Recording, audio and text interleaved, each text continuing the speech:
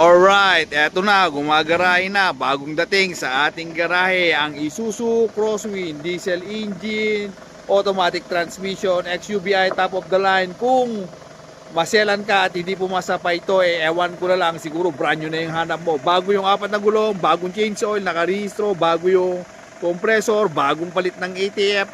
So wala ka talaga masasabi, goods na goods, okay na okay, ikaw na lang yung hinihintay. So kung gusto mong malaman kung marami, ano pa mga details sa sakyan na ito, papanoorin mo ko hanggang sa dulo. Tara na sa 8 Jig Pep Talk Garage Quality Second Hand, parang bago sa paningin. Dito, sigurado, wala kang talo.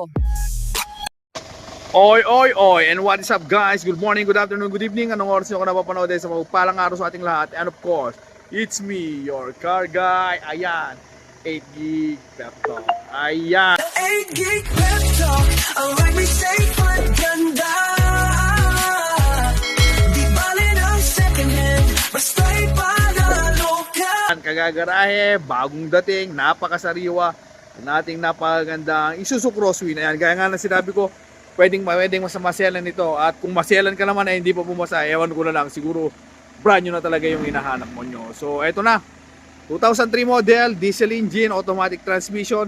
Kung naghahanap ka ng 5 to 7 seater, eto na yun. More than 8 to, kaya kahit 10 seater, kayang-kaya ito. Napakatibay ng pangilalim, napakaganda ng mga gulong. Bagong-bago yung mga apat na gulong niyan, sabay-sabay, pati yung compressor. So ayun, malamig na malamig yung aircon, okay na okay. Wala ka na talagang iisipin dito, tapos bonus pa, updated pa yung registration. So ayan, tara, tignan na natin, papakita ko sa inyo kung gaano kaganda ang sasakyan ito.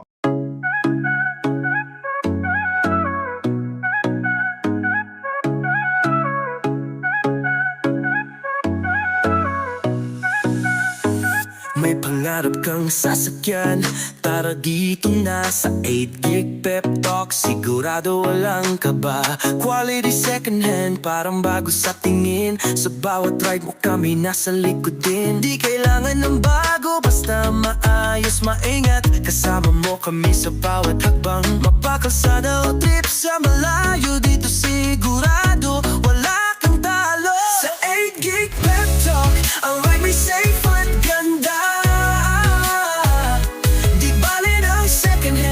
Basta ipanalo ka.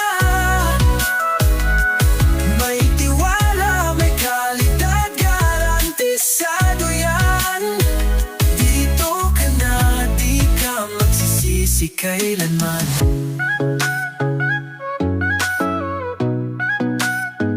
Buy and sell, mabilis, walang hassle sa'yo. Magtiwala lang kami na ang bahala rito.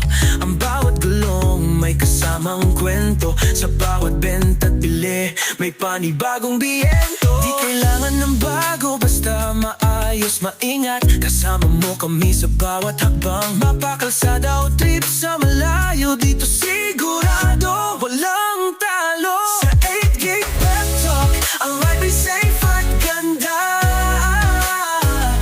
Di bali ng second hand, basta ipanalo ka.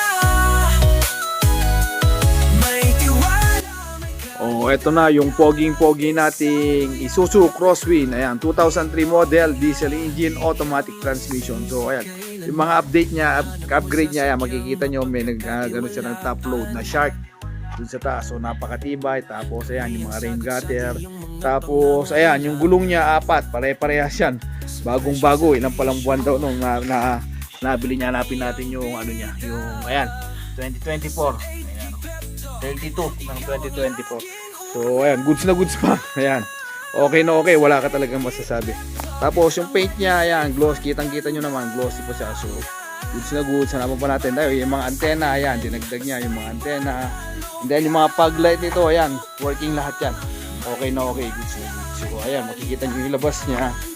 Ayan, maayos, napakaganda. XUVI, top of the line na to, itong sasakyan na ito. Tapos bonus nyo na nga yun, naka-registered siya. Ang dami niyang pinalitan, yung fuel pump, yung compressor, yung baterya. So ibig sabihin, malamig yung aircon, malamig, wala ka ng problema. At least patatakbuhin mo nga, gaya nga na sinabi ko kanina, kung maselan ka at hindi pa pumasa ito, malamang sa malamang brand new na yung hinahanap mo. So tara, tingnan na rin natin doon sa loob kung ano yung itsura dito sa loob. So ayun, sa loob, siyempre kung nanonood ka pa rin hanggang ngayon at ganitong video yung mga hinahanap mo, baka naman pwede mo i-comment kung taga saan ka, na sa ganun naman malaman natin kung hanggang saan nakarating ang ating video. At syempre, shoutout po sa lahat ng mga subscriber natin dyan.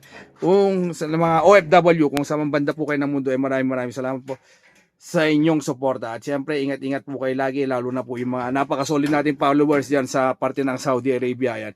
Ingat-ingat po kayo, lalo na may nagaganap na giyera dyan. At syempre, sa mga kababayan natin, ayan, kung balang araw, sana makapasyal kayo dito sa ating garahe at nang sa ganun, makilala ko ng personal at sana makakuha kayo sa akin ng sakyan. So dito sa loob, ayan, makikita nyo naman, seat leather, leather seat, maayos, automatic, ayan.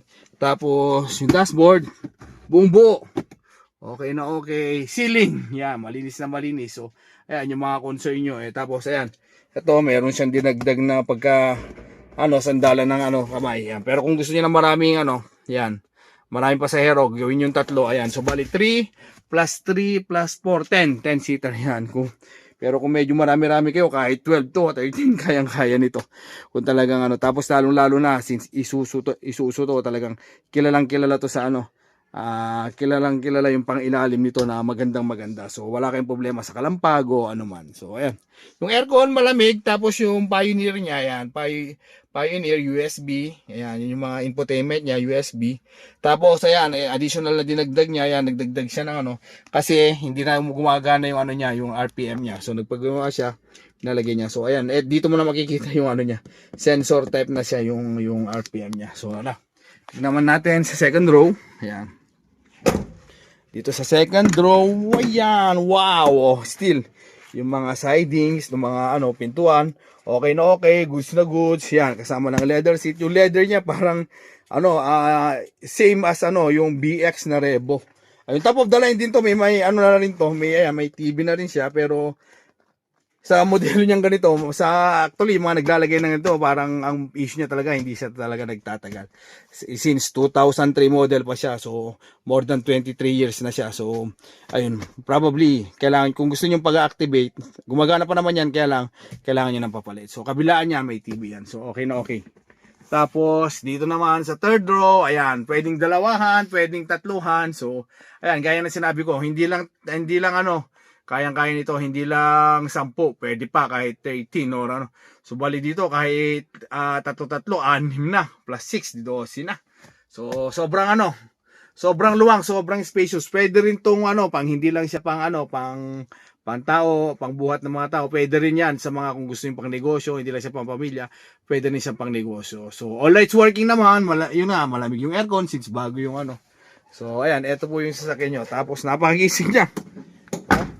Tayo pa lang, wala ka na talagang masasabi. Kahit kulugin natin yan, alugin natin may yan. Hindi mo basta-basta maalog yan. So, napakaganda. Tingnan nyo po. Ako po papatong. Uugain ko. Hindi man nyo po makikita ang mahuga. So, napakaganda ng mga suspension. Ayan, ganyan talaga po yung mga Isuzu. Talagang wala ka masasabi. Yung mga pang-ilalim nito is super the best. So, okay na okay. So, eto na po. Ulitin ko po.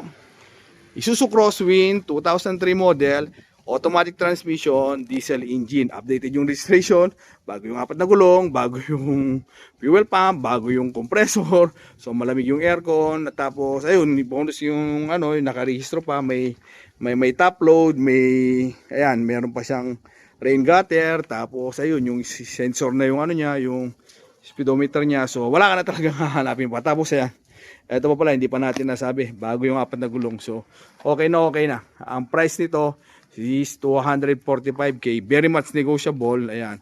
Kung interested, puntahan nyo lang po ako. Pumunta kayo dito ng actual. At pag-usapan natin yung presyo. 101%. May uwi nyo to. Basta sure buy kayo. Gaya po ng parang kong sinasabi, pwedeng baratin, wag lang hihingin. So, siyempre, wag naman ko sobrang baba ng tawad nyo. Hindi nyo talaga makukuha. Pero kung maayos po kayo, tingnan natin kung paano yung magiging resulta nito. So, muli, ang inyong lingkod, 8Gig Pep Talk, nagpapaalala na pagka bibili po kayo ng second hand car, mas mainam po na magdala kayo ng mekaniko. Nang sa ganun, makasigurado kayo. Kasi ako po mismo, hindi po ako mekaniko. Kung hanggang saan lang abot ng kakayahan ko para makita kung gaano kaganda yung sasakyan, hanggang doon lang po ako. Hindi ako tulad ng mga mekaniko na may yung mga technicalities, yung mga iba pang parts na sila lang po yung makakasagot yun. So So, ayun, at least pati yung mga agam-agam nyo, pagdududa nyo sa mga sakyan, sila na po mismo magpapaliwanag sa inyo kung gano'n nakakuha, kung malala na ho ba, kung okay pa, goods pa. So, ayun, yun po yung kagandahan pagka nagdadala kayo ng mekaniko. So, ayun. Hanggang dito na lang tayo mga ka-pep talk. God bless everyone. Mabuhay ka. Gusto mo. See you on my next vlog. Maraming salamat po sa suportang binibigay nyo sa akin. At syempre, yung mga subscriber natin dyan, lalong-lalo na po sa Saudi Arabia, lalo na po meron tayong nagaganap na giyera. So, ingat-ingat po kayo lagi. Mahal na mahal po kayo ni Ipe. May pangarap kang Bye-bye. sasakyan. Tara dito na sa 8 Gig Pep Talk. Sigurado walang kaba. Quality second hand, parang bago sa tingin. Sa bawat ride mo kami nasa likod din. Di kailangan ng bago, basta maayos, maingat. Kasama mo kami sa bawat hakbang. Mapakalsada o trip sa malayo, dito sigurado wala kang talo. Sa 8 Gig Pep Talk, ang ride may safe at ganda. Di bale ng second hand, basta ipanalo ka. May tiwala, may kalidad, garantisado yan. Dito ka na, di ka magsisisi kailanman.